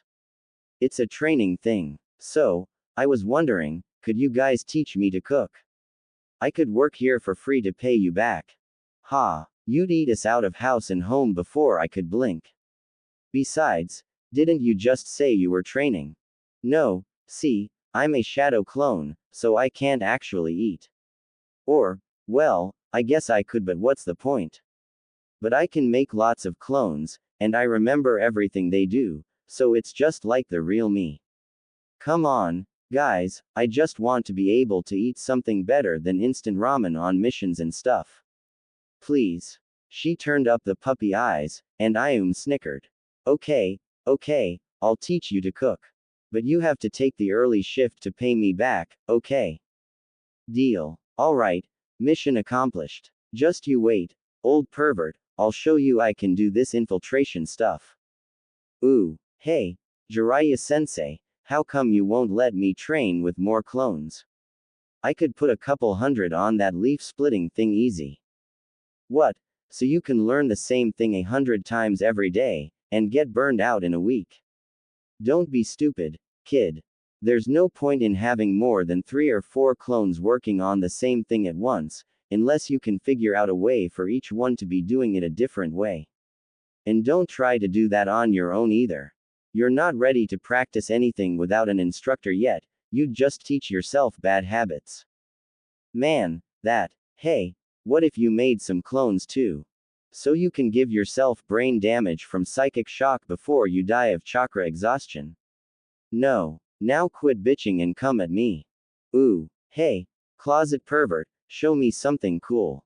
Naruto was still in girl form, and the combination of pleading puppy eyes and exited bounce packed considerable punch. But Ebisu simply scowled at the disguised genin. After you ditched me to pester Jiraiya-sama? I think not. I only agreed to train you as a special favor to Kakashi, and that hardly covers your inexcusable rudeness. Now stop bothering me, I have real students to teach. Ooh, hey, Sakura, want to train together? Naruto, is that you? What are you doing with that perverted jutsu? Pow, poof. Sakura's eyebrow twitched as the clone dispersed in a puff of smoke, and she stalked away muttering. That Naruto. Just wait till I catch him. So embarrassing. On a nearby rooftop, the clone's backup decided it might be a good idea to avoid the hot-tempered girl for a while. Ooh, Naruto threw 3 shuriken with a single motion, and cheered as all 3 sank into the middle of their targets. Hey, 10-10, thanks for helping me out. No problem, Naruto. You're picking this up really fast, you know. The clone perched in a tree across the clearing made a duplicate, and immediately dispelled it. On the other side of Konoha, 4 more clones paused on receiving the memories, and gave each other a big thumbs up before turning back to their shuriken practice. Ooh, and so the pattern was established. Every day Jiraiya would drill the clones on their existing skills, and show them the beginnings of a new one. By the next day Naruto would add a few more clones to practice the new skill, and as their numbers grew even the aloof Toad Sage began to feel some concern. New rule, kid. From now on, I want you to have 1 clone goofing off somewhere for every 6 you've got training here. Huh, but I thought you didn't want me making too many clones. Besides, if they're not training, what would I have them do? Hell, I don't care. Visit your friends, read a book, hang out at the hot springs and check out the girls. Anything that doesn't use too much chakra. I just don't want you burning out on me because you've done a year's worth of training in 2 weeks without a break. Oh, but make sure you don't ever dismiss more than 3 or 4 of them at once. You've got a real talent with clones, but I don't want you knocking yourself out with psychic shock or something. Okay, I guess that makes sense. Lacking any real friends other than Sasuke, who was off training, and Sakura, who she didn't dare approach in female form, and not wanting to draw too much attention with pranks, Naruto was forced to look for new sources of amusement. 1 clone actually went to the library, and found it much less intimidating when the librarian wasn't chasing her out for being the damn demon brat. She was amused to discover they had several books about her sensei's career, and decided to read one. This led naturally to the history of the Sannin and Orochimaru's expulsion, the Kyuubi attack, the careers of the previous Hokages, and all sorts of interesting tales. Soon she was showing up as twins so Naruto and Naoko could spend the day exploring this unexpected gold mine of intelligence. Who would have thought you could learn so much from books? Meanwhile, others hesitantly tried to befriend the other genin she'd met in the exam. 10-10 was thrilled with the overtures of friendship from the older girl she'd decided must be a hunter nin, and both amused and impressed by her habit of showing up as twins. Oddly, they talked about everything but their actual ninja careers. 10-10 preferred not to dwell on Lee's hospitalization or Neji's pig-headedness and assumed Naruto's exploits would be classified, while Naruto didn't want to remind his new friend that he'd placed in the Chunin exam finals when she hadn't. But the 2 orphans found plenty of other things to talk about, and soon became fast friends. Naruto's other efforts met with little success. Shikamaru was busy with his own training, or avoiding it. Kiba recognized his scent and proclaimed he was still pissed about the way their match turned out, and Ino, forewarned by Sakura, delivered a stern lecture about his obviously perverted hobbies before popping the hapless clone. The clone that visited Hinata in the hospital received a friendlier reception, but the shy girl was so tongue-tied in Naruto's presence that it was hard to spend much time there. They quickly agreed to begin training together once Hinata was cleared to practice again, but the doctors insisted it would be at least 2 weeks before the injured girl could safely do anything more strenuous than walking to the bathroom. Contemplating the fact that she'd have healed from the same injuries in a day, Naruto realized for the first time just how fragile her precious people were. There's got to be something I can do about that. What if we were on a mission and Sakura got hurt? But everyone says you need great chakra control to learn medical jutsu, and mine. But there's all these ways to train to improve it. All right. She smacked her fist into her palm and nodded in determination. I'm going to learn perfect control, no matter what. Then I can learn all those healing jutsu, so I can save my precious people if they ever need it. Ooh. As the sun set on the end of their first week of training, Jiraiya called a halt and ordered his student to disperse her clones. All right, kiddo, it's time to see what you've learned. First I want you to start with Kata 1 and run through everything you've got, fast and precise. Ready, go. Naruto was actually a bit sweaty from the day's work, but even running 20 clones from sunrise to sunset hadn't seriously taxed her reserves. Jiraiya watched intently as she assumed her place on the lake, and began working her way through the basic kata of the Heaven's Fist style. Still a little ragged, but she's finally starting to flow through the motions instead of that herky-jerky shit. Balance is coming along, and her speed's way up. The blonde kunoichi reached the first jutsu kata, and called a half-dozen mixed clones with a casual gesture. There was a bare second's pause as each clone caught its place, and joined the coordinated assault on an imaginary opponent. Quicker on the seals, but still too much smoke. Damn if she doesn't still have chakra to burn, though. Maybe I should start her on an attack technique. Rasengan would be perfect if she can master it, and even if she can't, the training will help her control. The next kata added in Jiraiya's beloved distraction techniques, and he paused in his evaluation to enjoy every bounce and wiggle of the clone team as they darted across the water. Ah, this is what I love about teaching, he thought to himself. Any opponent who stops to enjoy this is going to get killed in a heartbeat, but dear old sensei gets to watch the whole show. She's a natural at this, too. I thought she'd take months to master that punch bounce kick maneuver, let alone get the flexibility for the panty shot high kick. Wait a minute. There's no way she was flexible enough to do that a week ago, and it takes a couple of months to improve your range of motion enough to matter. Halt. 4 clones managed to freeze in place, but the 5th lost her balance and went careening into the 6th. Both vanished in a puff of smoke, but Jiraiya ignored the display as he strode onto the lake to examine them at close range. I should have noticed this sooner. Calves and thighs more defined, a hint of muscle starting to show in the belly, that extra bit of perkiness to the, exactly what my exercise regime is supposed to produce, but this is at least 6 months worth of progress. Naruto, have you been experimenting with your transformation technique?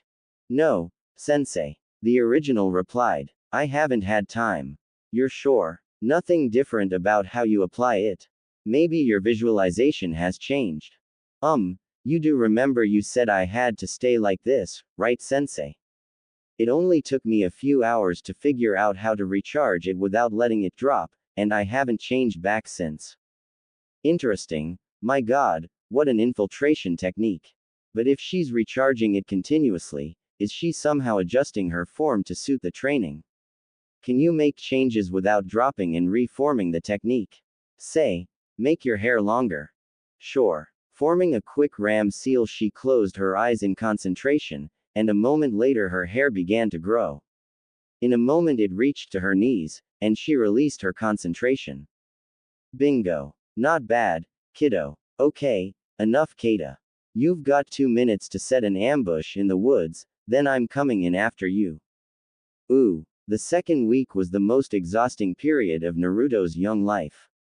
Armed with a better understanding of his pupil's remarkable abilities, Jiraiya increased her training weights every day instead of the more usual weekly or monthly schedule.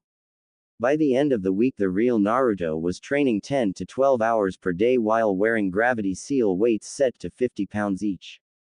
Her physical abilities were improving at an amazing rate, but the grueling regime left her sore and aching every night despite her regeneration. Then there was the Rasengan training. She was thrilled when her teacher first demonstrated the technique, imagining herself taking down tough guys like Gaara with one hit. But training on an A-rank technique burned so much chakra she actually had to replace the clones every hour or so, and by the end of the day it was a struggle to perform even piddling little academy techniques. Jiraiya was impressed when she mastered the first stage of the training in only 2 days, but she was so drained she could barely stand. As if that weren't enough, there was that stupid leaf floating thing. She thought she'd mastered it in a couple of days, but no, the old man was never satisfied. First he had her do it while he threw shuriken at her as a distraction. Then while water walking. Then while water walking and doing kata. Then 2 at once. By now the slave driver expected her to keep 3 going all the time, 1 over each hand and 1 above her head, even while sparring or learning new techniques. I swear, he's driving me nuts. She complained to 1010 one evening. I'm starting to have dreams about those stupid floating leaves. 1010 giggled. Oh, come on, it can't be that bad. You've only been doing this for a week, right? Yeah, but I'm running about 30 clones at a time now, so it feels like months. 30. Damn, girl, you're something else. So, I guess I shouldn't ask you to show me how to do it, then. Arg. No, no more leaves. If you want techniques, come down to the river with me and I'll show you water walking. Really? That's great. Thanks, Naruto, I'd love that. It took another 4 grueling days before Naruto managed to produce a working Rasengan, and even then she had to cheat by having 2 clones collaborate on the elaborate chakra construct. Jiraiya inspected the boulder she'd tried it on with a disappointed air. See how the gouge goes off to the side, and the width varies. That means your sphere was lopsided, and the internal layers weren't centered properly. I guess I'll call it a Rasengan since it actually did some damage, but if you do it right it should drill a nice even hole all the way through. Damn it, how do you get it so perfect? Lots of practice, babe. Look, the 2 clone trick was clever but you'll never really master the technique that way. Even clones can't merge their chakra perfectly, and what does the Heaven's Fist style say about special melee techniques? It has to be fast and flawless, sensei. If you can't do it perfectly in a heartbeat the other guy's going to kill you while you're busy making seals. Exactly. You need to back off a little on this to free up chakra for other things, but I want you to keep a couple of clones working on it. Try keeping the sphere stable in your hands instead of hitting things with it. Once you can hold it for a few minutes without it falling apart you should be ready to make one without a clone. No problem. At this rate I'll have it down in a few more days, easy. Forming a fresh pair of clones, Naruto sent them off to perfect her new technique. So, what are we going to be doing that I need a lot of chakra for? Chakra scalpels. Your control's not up to using them for surgery, but it's a decent backup weapon and good prep for the wind techniques I'm going to put you on as soon as you get that leaf splitting down. Speaking of which, any luck yet? Ah, sort of. The blonde kunoichi rubbed the back of her head in embarrassment. Sometimes I can get it to split, but it takes forever and it doesn't always work. I keep feeling like I'm doing it wrong, but I can't figure out what the problem is. Normally I'd get Asuma to give you a few pointers, but you could end up fighting his student in the exam. I don't suppose you want to try seducing the secrets of wind use out of that little sand country hottie. Naruto briefly pictured the possibilities inherent in Naruto, Naoko and Tamari sharing a bed, and blushed. She's hot, but what do I know about seducing girls? I'd just piss her off and then she'd try to kill me. Besides, I'm supposed to stay a girl for the, oh, man, you are such a pervert. I notice it didn't take you long to get the idea, kid. But you're right, you're not ready for that. Although, the Sannin trailed off, thinking. What? Naruto wasn't sure what the old man was thinking, but he actually looked serious for once. After a minute he slowly nodded to himself, and began unrolling a storage scroll. Naruto, I think I'm going to give you a little opportunity here. I'm sure you kids joke around about perverted jutsu sometimes, but what you may not realize is that such things actually exist. You don't see them used much because they don't work well in combat, and not many ninja have time to study a difficult art that isn't going to help them kill people and break things. But you've got plenty of time. Finally reaching the point he'd been looking for, the Sannin pricked his thumb and pressed it against an elaborate seal. A small scroll appeared in a puff of smoke. This scroll contains the basic techniques of a school as deep and flexible as the Heaven's Fist, but focused on things most Konoha Kunoichi would slap you for even thinking about. Master it, and I'll give you the next set. Ignore it, or burn it, and I'll never mention it again. At a loss for words, Naruto hesitantly accepted the scroll. Wait, you're putting me on, aren't you? If you really had techniques like that, you wouldn't get in so much trouble. Sure, kid. Everyone knows Jiraiya is a pathetic skirt-chasing old booze hound, so he's easy enough to handle. You just use your Kunoichi seductress types to keep an eye on him and steer him where you want him to go, and if you ever need to take him out, you have one of them poison his sake. I guess I've only lived this long out of luck, or because I never pissed of the wrong people. Or maybe it's all a front, to hide the fact that I'm a master of forbidden techniques that can turn the most hardened Kunoichi into a devoted love slave in a single night. But then again, everyone knows that kind of mind control is impossible, so it must be a crazy story I made up to try to hide my own weaknesses.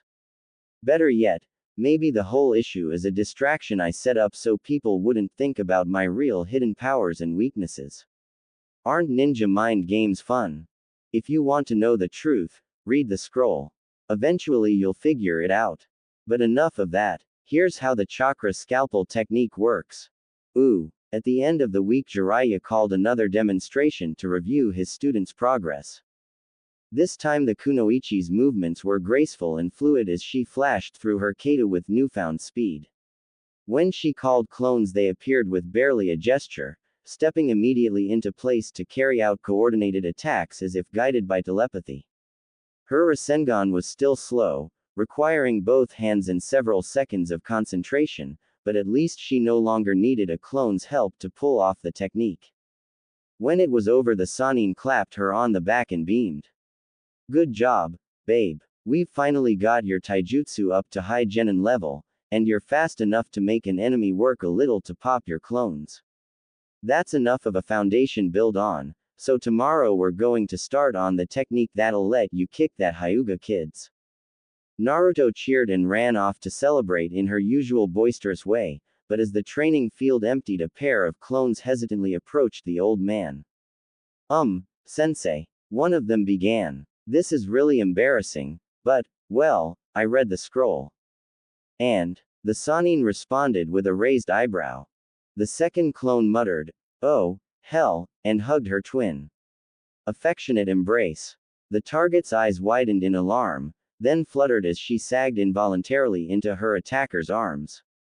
"Oh, you bitch. Don't you dare." Kiss of surrender. The kiss was deep, passionate, all-consuming, and continued until the victim was trembling with desire and a noticeable wet spot had developed on her tight orange shorts. Finally the two clones came up for air, and the one who'd started the demonstration spoke again.